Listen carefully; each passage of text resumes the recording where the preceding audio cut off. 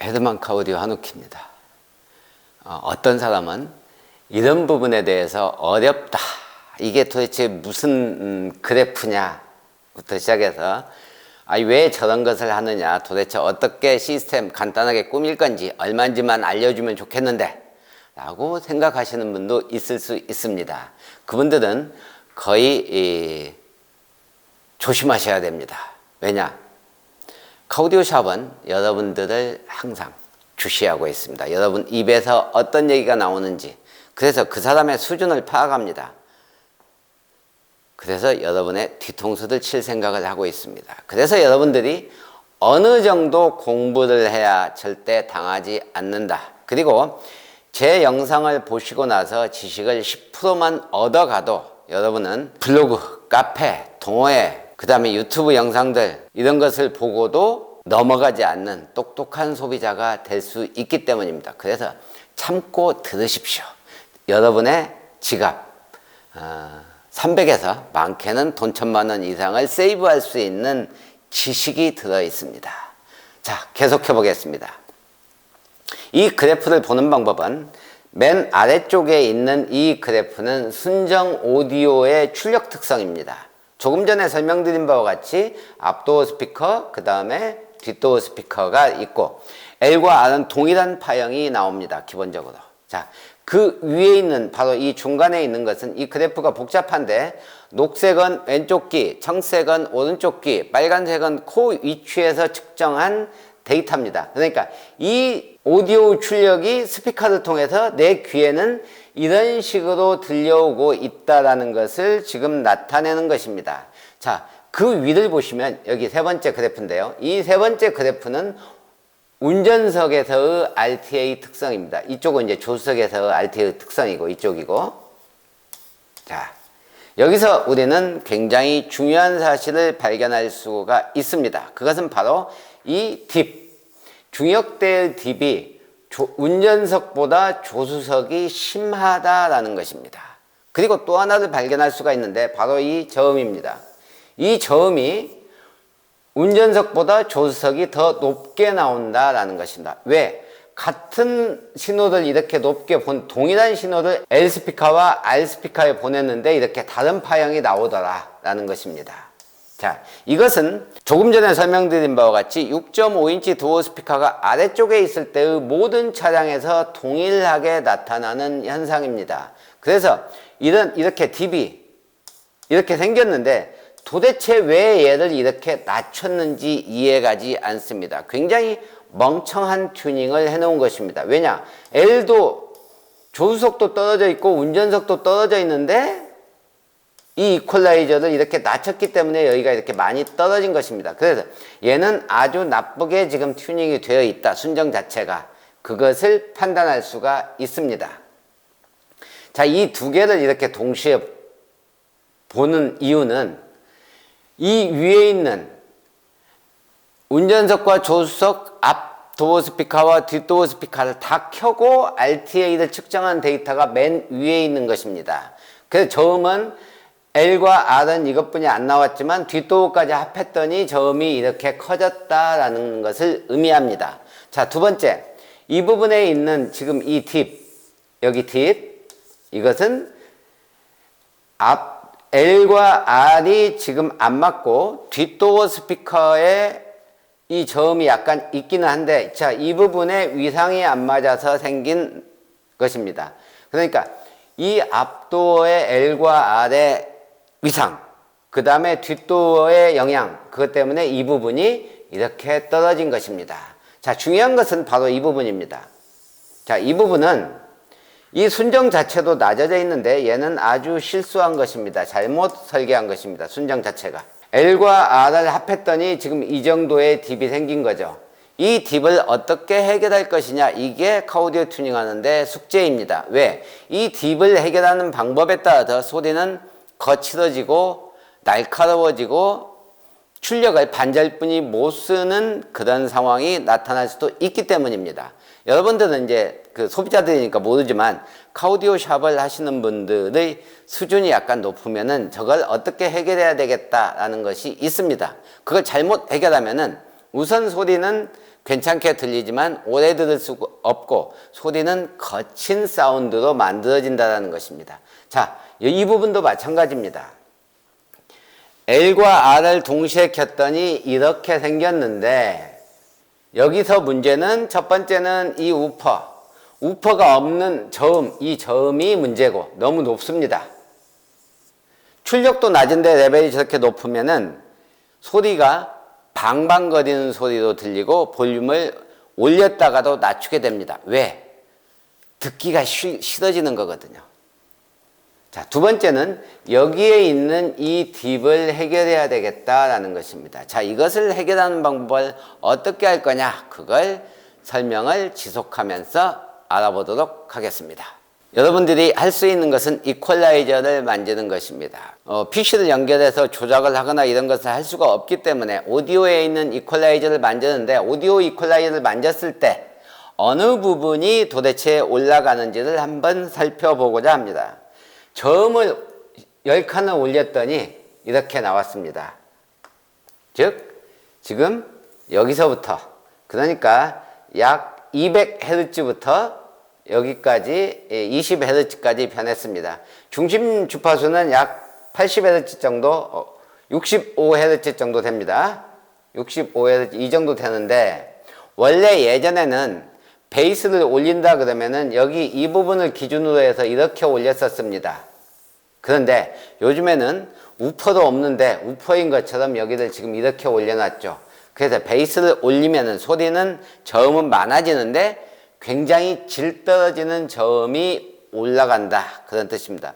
목소리를 키우고 싶다면 이 저음을 올리면 안 되는 것이죠. 왜냐? 목소리는 여기서부터 여기까지니까. 자, 그래서 다음은 목소리를 높이는 중음에 대해서 중음을 10칸을 한번 올려봤습니다. 그랬더니 여기서부터 올라갔네요. 여기서부터 여기까지 반응을 했습니다. 중심 주파수는 여기 약 600에서 한 700Hz를 중심으로 해서 이퀄라이저가 올라갔다라는 것을 볼 수가 있습니다. 자, 물론 뭐 이게 좋은 현상인지 나쁜 현상인지는 없습니다. 왜? 사람마다 듣는 소리가 다르기 때문에. 자, 그럼 고음은 어떻게 됐는지 한번 보겠습니다. 자, 고음을 10칸 올렸더니 이 저음과 중음은 반응하지 않고 고음 2대0만 반응했다는 게 보이죠. 제가 이 빨간색만 이렇게 따로 여러분들 보기 편하게 이렇게 자, 이만큼 올라갔다는 것입니다. 원래는 여기 있었는데 자, 여기서 이만큼 올라간 것입니다. 그래서 우리가 악기 소리를 조금 더 선명하게 듣고 싶다 그러면 이 고음을 올리는 것이고 목소리를 조금 더 올리고 싶다 그러면은 중음을 올리는 것이고 이 북소리나 낮은 그러니까 우리가 우퍼 대역이라고 그러죠. 우퍼 대역을 올리고 싶으면은 저음을 올리는 것입니다. 저음, 중음, 고음 이렇게 올리는데 가장 나쁜 방법은 여기를 다 올리는 것입니다. 이렇게 저음 10, 중음 10, 고음 10 이렇게 올려버리면은 얘 올리는 것은 아무 효과가 없게 됩니다. 그냥 볼륨을 5칸 더 올렸다라고 생각하시면 돼요. 그래서 이런 튜닝은 이런 식으로 조율해서 이퀄라이저를 해서 듣는 것은 아주 나쁘게 듣는 것입니다. 대개는 이 저음이 부족하고 고음이 부족하기 때문에 여기만 플러스 10, 여기는 0, 여기는 플러스 10, 그러니까 여기는 플러스 0, 1에서 10까지, 여기도 플러스 1에서 10까지 이런 식으로 올려서 조절을 하는 것이 한 가지 방법이고, 또 하나는 고음 0, 저음 0, 중음만 내리는 방법입니다. 이것도 나쁘지 않은 방법입니다. 자, 그래서 우리가 이퀄라이저를 조절해서 들을 때 나는 이렇게 들었더니 소리 좋아요 라는 것은 전혀 참고사항이 아닙니다. 왜냐? 여러분하고 성향도 다르고 귀 성능도 다릅니다. 자, 그래서 이퀄라이저는 이 저음, 중음, 고음을 움직였을 때 내가 듣기 좋은 것이 가장 좋은 설정값입니다. 자, 이번에는 튜닝을 하는 데 있어서 굉장히 중요한 요소인 원신호 복원에 관한 것입니다. 자, 원신호 복원에 관한 것은 잠시 쉬었다가 하겠습니다. 이 영상은 여러분들이 돈을 400을 썼을 때 400만 원짜리 소리를 얻을 것인지 100만 원짜리 소리를 얻을 것인지를 결정하는 굉장히 중요한 요소입니다. 앞서서 말씀드린 대로 지금 설명드리는 내용은 튜닝하는 데 있어서 굉장히 중요한 요소입니다. 왜냐? 순정은 기본적으로 일정 부분 시간과 위상이 조절되어 있습니다. 이 상태에서 튜닝을, DSP를 장착한다고 해서 무조건 좋은 사운드가 만들어지는 것이 아니고 순정 사운드의 순정 신호를 분석을 하고 그것을 원래대로 되돌린 상태에서 기준을 세워야 DSP 튜닝이 가능해지는 것입니다. 이 원래대로 되돌리는 기준을 세우지 않고 DSP 튜닝을 한다면 여러분들은 DSP의 성능의 60% 정도만 얻어가는 것입니다. 왜냐? DSP로 할 수 있는 것은 첫 번째는 명확하게 시간 조절, 두 번째는 위상 조절, 세 번째가 위상 조절입니다. 자, 이 모든 것은 이퀄라이징을, 그러니까 평탄하게 사운드를 만들려고 하는 것과 내 귀에 모든 스피커에서 들리는 소리가 동시에 내 귀에 들리게 만들려고 하는 의도인 것입니다. 그리고 위상을 조절한다는 것은 내가 아 했을 때 모든 스피커도 동시에 아 하는 소리가 들려야 내 귀에 들릴 때는 두 개의 신호가 합해서 들려오게 만드는 것입니다.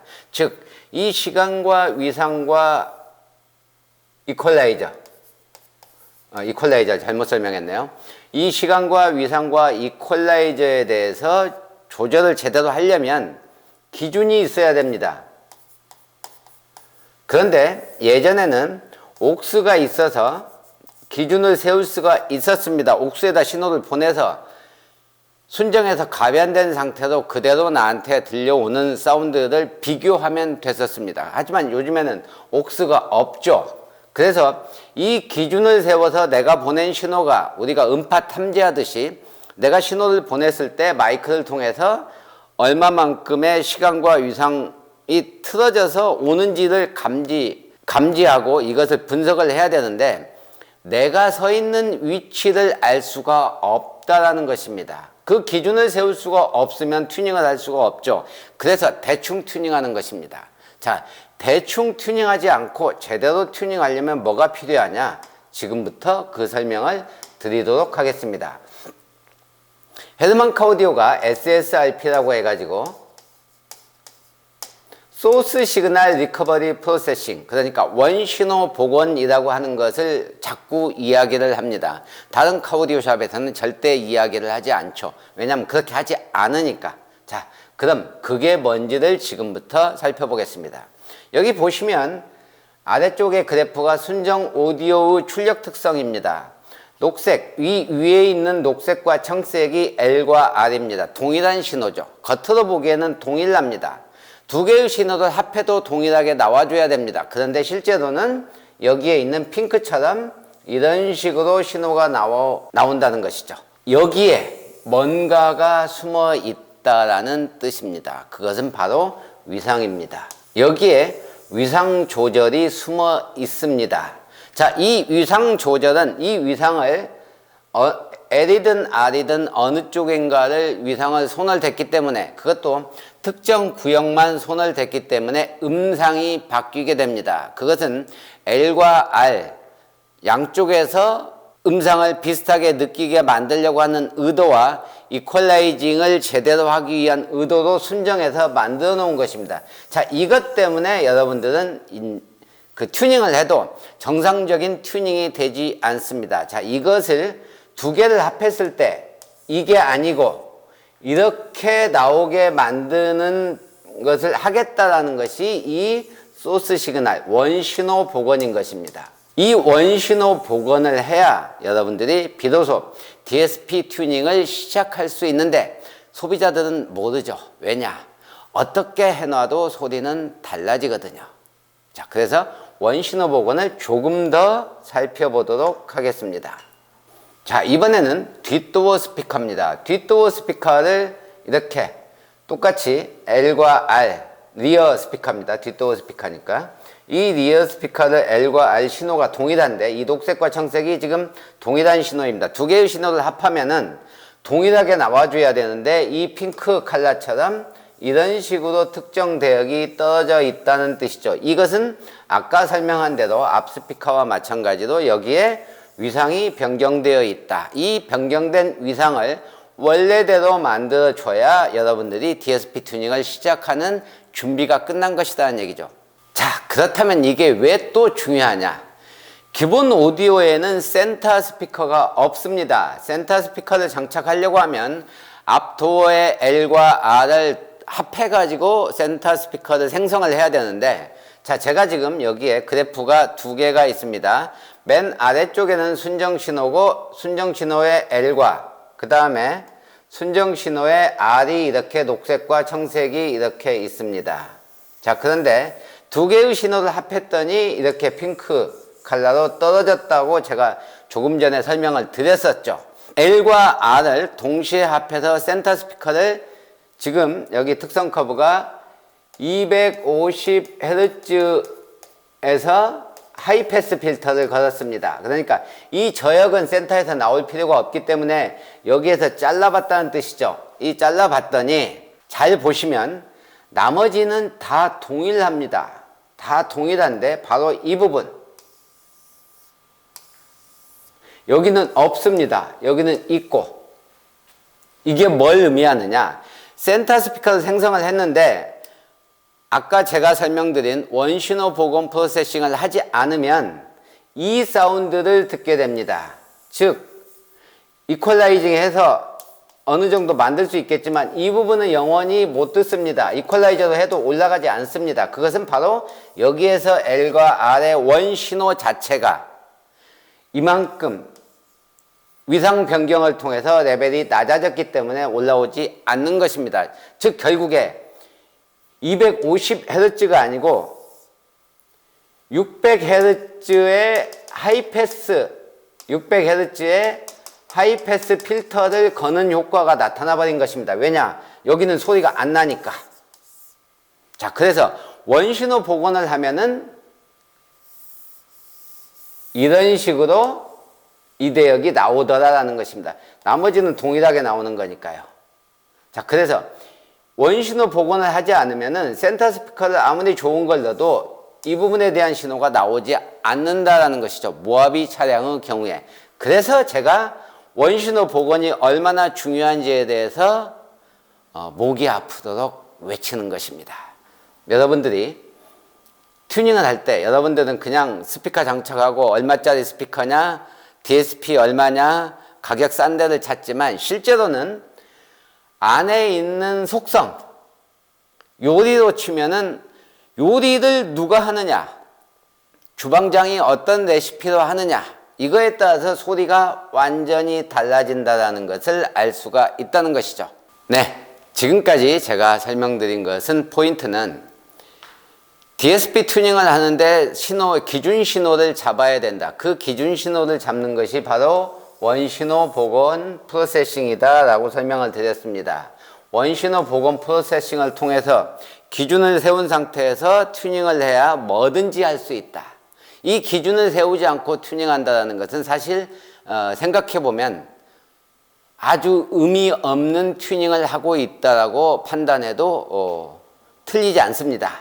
자, 두 번째는 헤드만크 오디오가 여기에 이렇게 마이크를 4개를 달아서 측정을 하는 이유는 사람의 귀는 왼쪽 귀와 오른쪽 귀가 약 20cm의 차이가 나는데 제가 아까 3마이크라고 해서 RTA 파형을 보여줬다시피 왼쪽 귀와 오른쪽 귀, 그 다음에 코 위치에서 각각 다른 파형이 보입니다.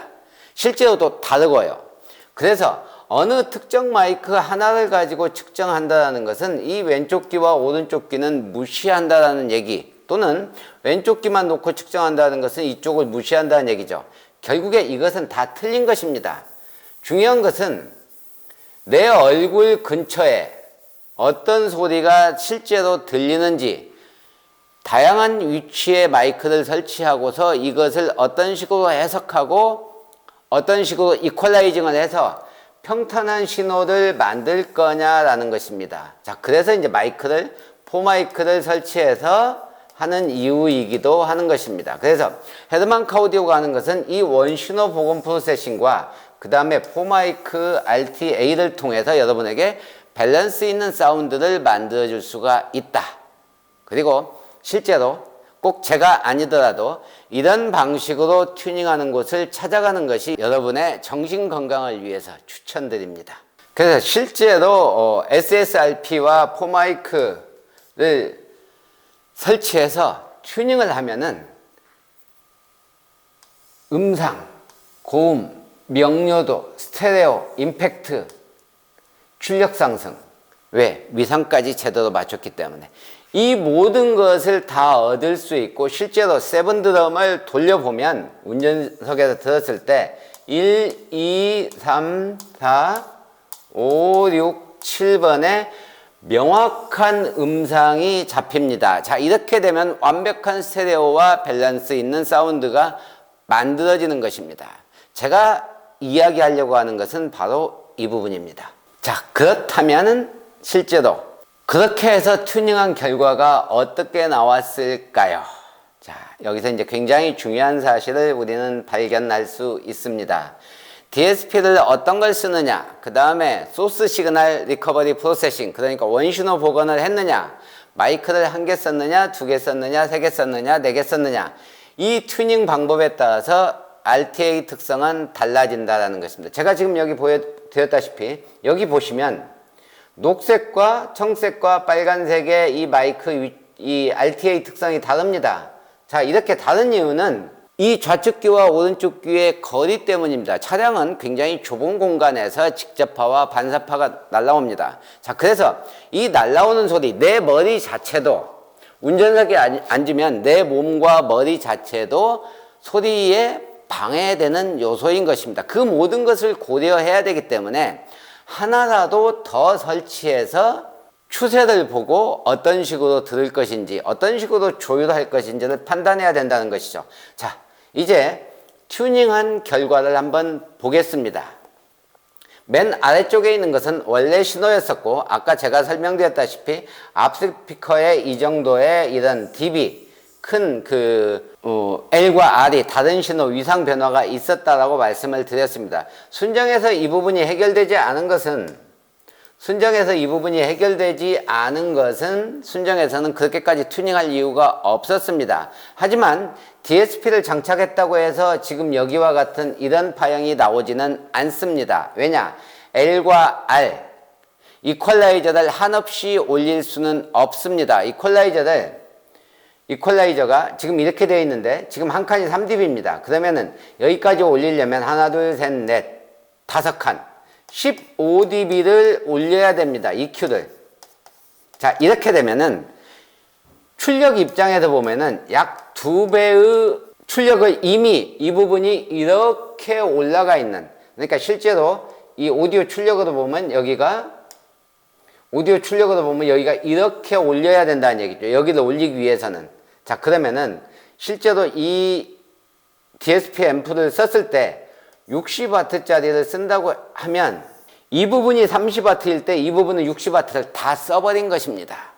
다시 말씀드리면 내가 출력이 중음이 낮아가지고 출력을 올려서 60W까지 다 쓴다고 했을 때 여기는 120W가 나와야 돼요. 그 얘기는 여기는 찌그러졌다는 뜻입니다. 즉 이퀄라이저로 여기를 올리는 데는 한계가 있고 현재 쓰고 있는 앰프의 출력을 반절뿐이 못 쓰게 된다. 그 이상은 이 부분의 음이 찌그러들고 있다는 것을 의미합니다. 자, 그러면 이걸 어떻게 해결해야 될 것이냐? 그게 바로 어떤 DSP를 쓰고 어떤 기술로 튜닝하는가에 따라서 달라집니다. 어떤 DSP를 쓰느냐가 가장 중요합니다. 왜?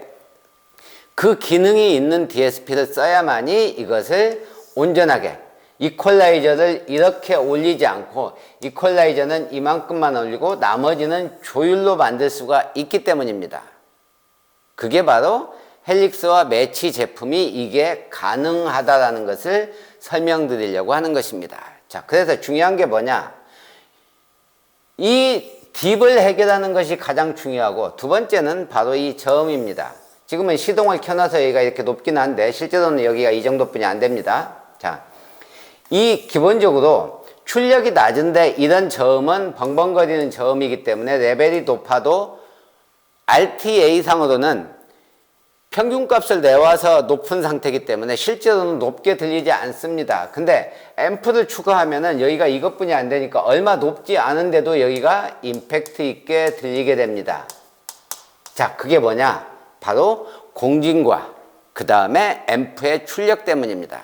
자, 그렇다면 결론적으로 튜닝하는데 우리가 고려해야 되는 것들이, 정말 중요한 것들이 여기 이 결과를 보고서 알 수 있다는 것이죠. 첫 번째는 DSP를 뭘 쓸 거냐가 굉장히 중요하다. 두 번째는 출력이 중요하다. 세 번째는 위상도 굉장히 중요하네. 네 번째는 SSRP를 하지 않으면 의미가 없다. 다섯 번째는 마이크를 몇 개를 써서 조율을 해줄 것이냐. 이 부분이 튜닝하는 데 있어서 굉장히 중요하다는 것입니다. 자, DSP의 출력이 얼마나 더 높을 거냐, 스피커를 뭘 쓸 거냐라는 것은 그건 여러분들의 성향, 돈에 가지고 따지면 됩니다. 하지만 DSP의 기능, 튜닝할 수 있는 여건의 기능이 있는지, 그 다음에 이 SSRP를 할 수 있는지, 마이크를 몇 개 설치해서 밸런스 있는 조율을 할 것인지, 자, 이런 부분들을 다 결정해야 됩니다. 얘는 고정입니다. 그리고 돈에 따라서 DSP의 출력과 성능, 그 다음에 스피커를 싼 것을 쓸 거냐, 비싼 걸 쓸 거냐, 아주 비싼 걸 쓸 거냐, 하이엔드를 쓸 거냐라는 것은 여러분의 지갑 사정, 그리고 여러분의 니즈, 여러분의 욕구가 얼마나 크냐에 따라서 스피커 가격을 정하면 되는 것입니다. 그러니까 일반적으로 여러분들은 센터 스피커 넣을 수 있나요? 스피커 얼마예요? DSP 얼마예요? 이렇게 물어보는데 이게 아니라는 얘기죠. 저것은 두 번째입니다. 중요한 건 튜닝을 어떻게 해서 여기서 만들려고 했던 선명도와 밸런스와 스테레오 음장감, 임팩트 있는 저음, 명료도 높은 보컬, 얘들을 어떤 식으로 만들 거냐가 더 중요하다는 얘기죠. 그걸 만들기 위해서 어떤 부품들을 써야 되느냐라는 것이 더 중요합니다. 가격보다도. 그래서 여러분들이 상담을 하고, 저한테 상담을 하고, 제가 이것은 꼭 하지 마시고요.